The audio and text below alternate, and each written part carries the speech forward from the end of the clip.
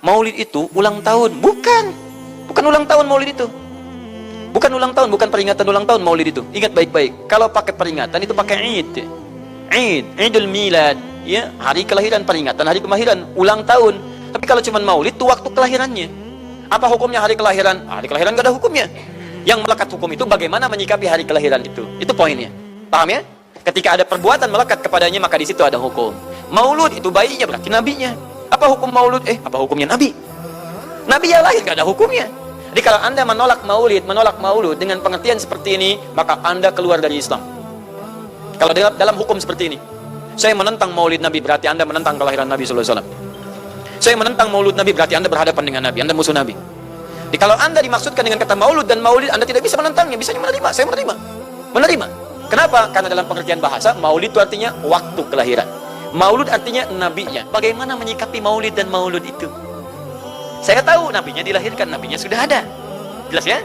Maka kemudian saya pun tahu waktu kelahirannya. Bagaimana kemudian menyikapi itu semua? Maka Masya Allah, Quran surah ke-11 tadi, 10 tadi, Yunus, ayat 57 sampai 58. Kalau sampai kemudian ke 58-nya, falyafrahu. Gembira antum. Gembira, bahagia, silahkan. Ya, maksud tidak gembira, Nabi Isa gembira, kita tidak gembira.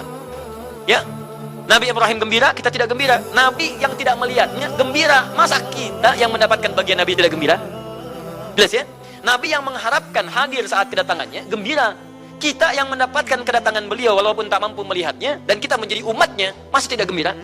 Umat dulu bukan bagian umat Nabi Muhammad, karena Nabi Muhammad tidak hadir di zamannya. Gembira dengan berita kedatangan Nabi Muhammad, padahal nabinya belum datang. Masa kita yang jadi umatnya, yang nabinya telah kemudian kita dapati walaupun tidak melihatnya, masa kita tidak ikutan gembira? Maka pertama kita mesti gembira.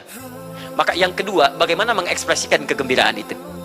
Maka contoh-contoh dari Nabi sallallahu alaihi wasallam bagaimana mengekspresikan kegembiraan dengan Nabi sallallahu alaihi wasallam itu, pertama Nabi sendiri menyikapi hari kelahirannya dengan berpuasa di hari Senin. Jelas ya? Ini bagi Nabi sendiri pribadinya. Nanti jadi hukum untuk kita. Nah, sekarang bagaimana para sahabat menyikapi kelahiran Nabi sallallahu alaihi wasallam, kedatangan Nabi sallallahu alaihi wasallam, dan menyikapi keberadaan Nabi sallallahu alaihi wasallam. Bukan cuma lahirnya, tapi setiap kedatangannya. Nabi datang dari Madinah, dari Mekah ke Madinah disambut oleh para sahabat yang ada di sana. Nabi datang dengan perang Tabuk, dari perang Tabuk disambut oleh para sahabat di sana. Tala al-badru alaina min thaniyatil wada'i wajib syukru alaina madalillahi da'i. Masya Allah, disambut dengan madid. Bukti kesenangan mereka kepada Nabi sallallahu alaihi wasallam. Ada yang memuji Nabi sallallahu alaihi wasallam seperti Hasan bin Thabit, buat puisi-puisi memuji Nabi. Seperti Zuhair bin Abi Salma, tadinya musuh Nabi, begitu masuk Islam memuji Nabi sallallahu alaihi wasallam. Ada yang lagi kemudian menghormati Nabi dengan kedatangannya, dengan mengikuti Nabi kemanapun. Nabi mencontohkan, amalkan. Nabi mengajarkan, ikuti. Masya Allah. Begitu Nabi meninggal, diabadikanlah kemudian nilai-nilai penghormatan itu. Ada yang menulis sejarah tentang Nabi.